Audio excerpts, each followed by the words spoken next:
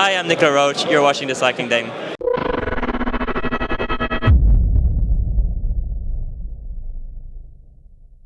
We approached the end of the year, and what a crazy year it was for us personally and in our sport of cycling, especially with tech we saw on the peloton and even advertised for consumer use. So here is the top 5 tech of 2021 that got us to look twice. But before that even happens, we'll give you some time to subscribe to the channel if you haven't.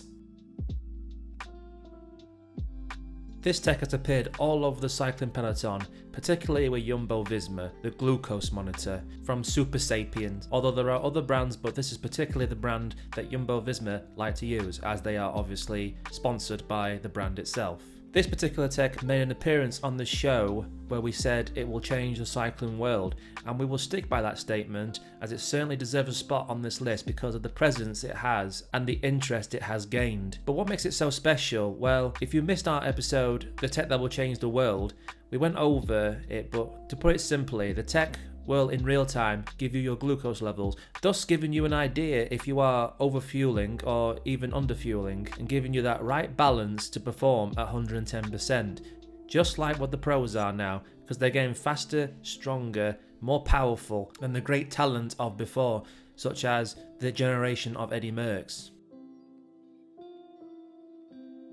Now this piece of tech made waves not because of how ingenious they are, but because of the whole UCI versus fun debacle that kept coming out of nowhere, banning everything in sight. Even banning hugging, of course, but we'll not get to that anyway. But if you want the story in a basic form, here's how it went.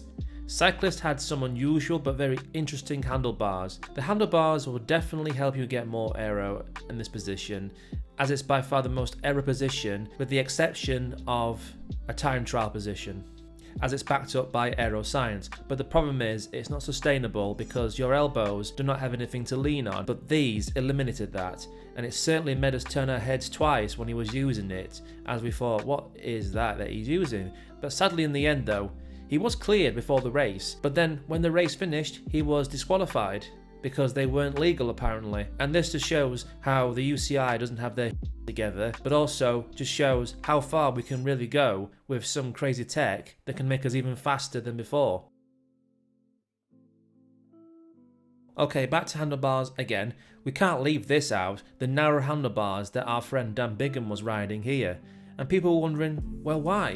Well, it's expected of Dan to test out things to get faster through aerodynamics, and the theory is sound. To have narrow handlebars is to create a better rider position, because position will affect your speed more than anything. But don't expect to see something like this on a Sunday ride unless you're Dan, of course. But I suppose if you're really serious about taking Strava KOMs that require great aerodynamics, then I suppose this is the handlebars for you. For temporary reasons only, obviously. Now if I said to you, they will make pedal-based power meters as small as a Speedplay pedal, you would call me crazy a few years ago, when power meters were a craze. But if that's the case, who's laughing now, as the year of 2021 was the time we saw Wahoo do the impossible, and it really just shows us how far we can really go with tech, and it just reminds us that really the sky is the limit when it comes to making cycling tech indeed. And yes, we're finishing off the list with the sexy piece of tech we bumped into at Ribble this year, dubbed the fastest road bike in the world. And its glittery look isn't really what makes it super fast, in theory. Of course, the name is inferior, let's put it that way. But it does come across as unorthodox in design, such as losing completely the bar tape around the handlebars.